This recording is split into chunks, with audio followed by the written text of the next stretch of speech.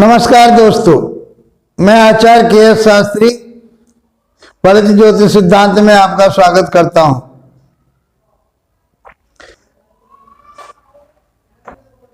मित्रों, कर्क लगन में हमने चंद्रमा से लेकर के सूर्य, चंद्र और मंगल तक की बात की और किस किस प्रकार से 12 भाव में वो ग्रह फल देते हैं, बहुत आसान तरीके से हमने आपको बताया।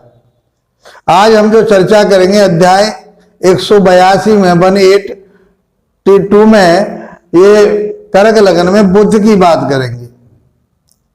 तो कर्क लगन में बुध किस प्रकार के फल देगा वो आज हम समझते हैं। यदि आप हमारे चैनल पर पहली बार आए हैं, पहली बार हमारे चैनल को देख रहे हैं और आप ज्योतिष के जिज्ञासु हैं, ज्योतिष सीखना चाहते हैं, तो आप हमारे जो बेसिक के 100 वीडियो हैं प्रारंभ के, उन्हें आप देखिए और उन्हें देखने के बाद में फिर आपके ये ज्योतिष बहुत आसानी से समझ में आएगी और फलित कर पाएंगे और इसका लाभ उठा पाएंगे। कर्क लगन में बुध किस प्रकार के फल देता है, आज हम उसकी चर्चा करते हैं। तो कर्क लगन के बारे में हम बता चुके हैं, प्रत्येक लगन बता रहे हैं आपके लिए। जिस ग्रह की हम बात करते हैं कि कर्क लगन जो है, कर्क जो राशि है वो एक सौम्य स्वभाव की राशि है, भावुकता वाली राशि है, जल तत्व की राशि है, सौम्य स्वभाव है इसका। ये हम बहुत आसानी से आपको बेसिक में भी बता चुके हैं और यहाँ बार बार आपको बता रहे ताकि आपको ये चीजें ध्यान में रहें। बुध क्या है? बुध एक राजकुमार है। तो कर्क लगन में बुध राजकुमार किस प्रकार के फल देगा वो आज हम समझते हैं।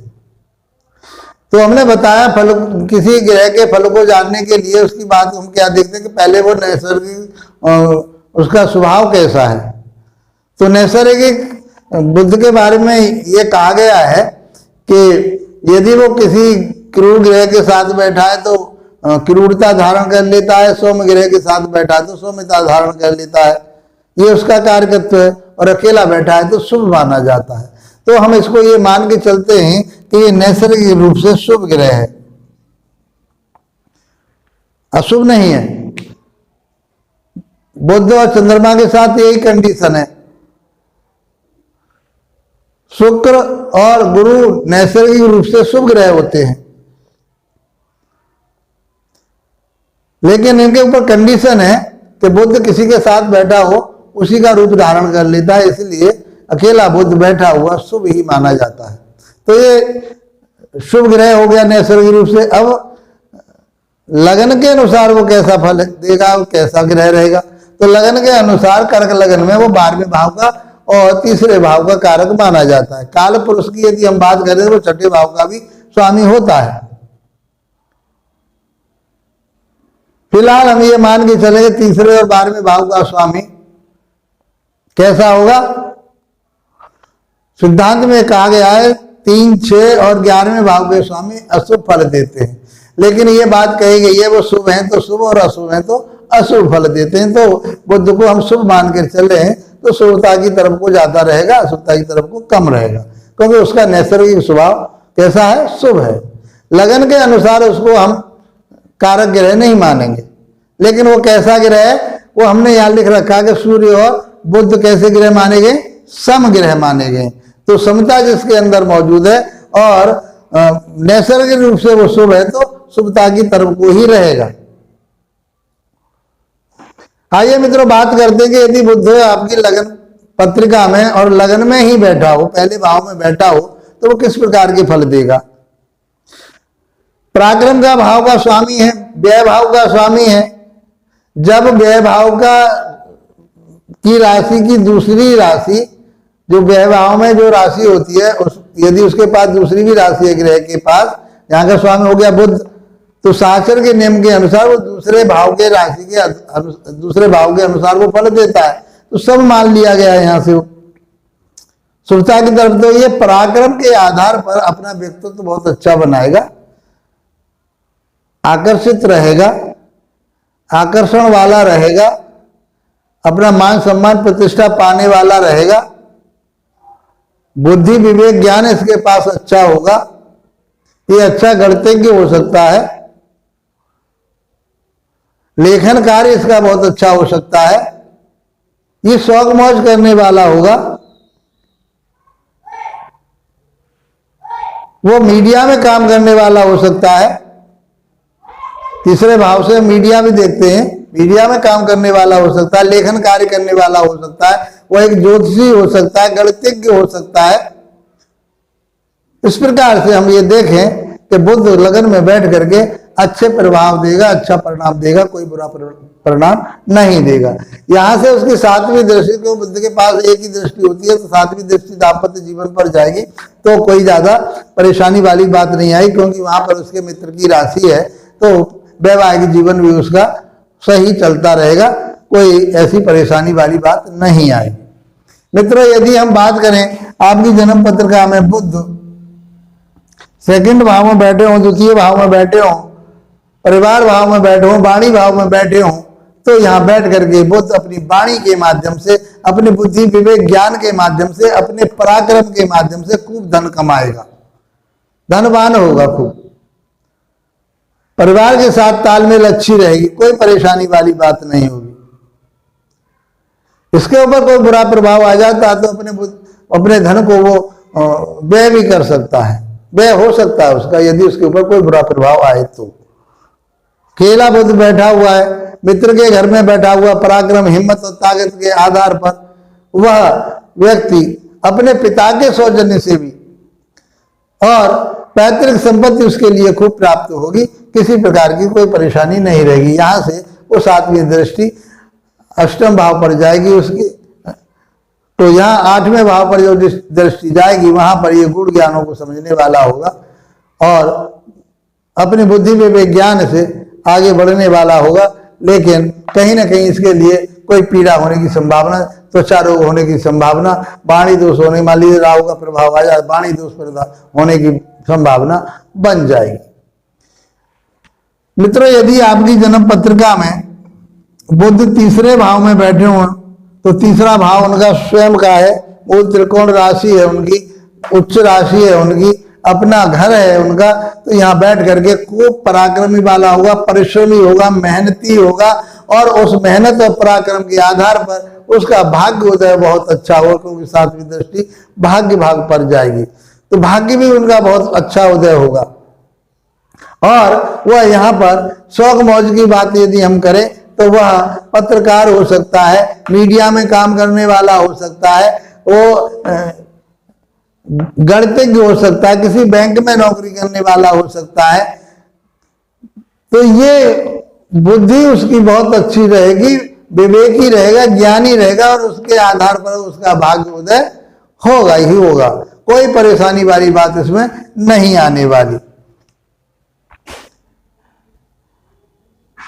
यदि हम बात करें बुद्धि की जो चौथे भाव में बैठा हो, तो वह जातक अपने पराक्रम और हिम्मत पर, मेहनत के आधार पर, परिश्रम के आधार पर वह भूमि भवन वाहन सब प्राप्त करेगा, अच्छी भूमि प्राप्त कर लेगा, अच्छा वाहन प्राप्त कर लेगा, अच्छा मकान प्राप्त कर लेगा, माता के साथ संबंध अच्छे रहेंगे, क्योंकि वह बुध अपने मित्र के घर में बैठा हुआ है, तो माता के साथ संबंध अच्छे रहेंगे और वो भूमि भवन वाहन का मालिक बनेगा। यहाँ से उसकी दृष्टि दसवें भाव पर जाएगी, तो वो व्यापार कर सकता है, वह ज्योतिषी बन सकता है, वह कहीं बैंक में नौकरी कर सकता है, वह अच्छे कलाकार हो सकता है और वह लेखन कार्य करने में भी दक्ष हो सकता है। इस प्रकार से बुध यहाँ बैठ करके अच्छे ही रिजल्ट देगा, कोई बुरा प्रभाव उसके ऊपर नहीं आएगा।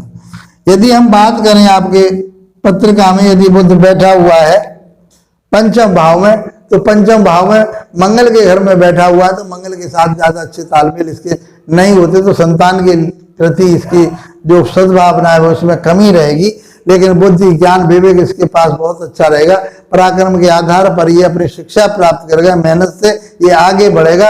यहाँ से वह लाभ भाव को देखेगा तो लाभ उसको निरंतर प्राप्त होता रहेगा, परिश्रम मेहनत के आधार पर वह खूब पैसा प्राप्त करेगा, बुद्धि विवेक ज्ञान और शिक्षा प्राप्त करेगा। वो यहाँ से बैठ करके अच्छा ज्योतिषी बन सकता है, अच्छा बैंक का अधिकारी बन सकता है, लेखन कार्य करने में वो यहाँ से अच्छा उन्नति तरक्की कर सकता है और वो शेयर मार्केट वगैरह में भी यदि वो पैसा अपना लगाए तो वह प्राप्त कर सकता है, धन प्राप्त होगा उसके लिए।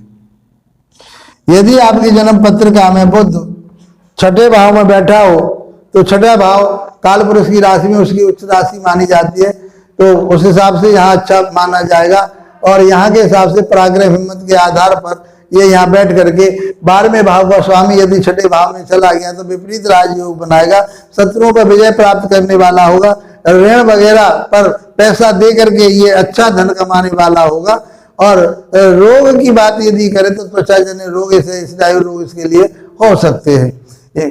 यहाँ से वह 12वें भाव को देखेगा, 12वां भाव विदेश जाने का है और वहां से विदेश से वो धन प्राप्त कर सकता है अपनी बुद्धि के, अपने कार्यकत्व के आधार पर, अपने लेखन कार्य के आधार पर वह वहां से भी धन प्राप्त कर सकता है, कोई परेशानी वाली बात नहीं होगी।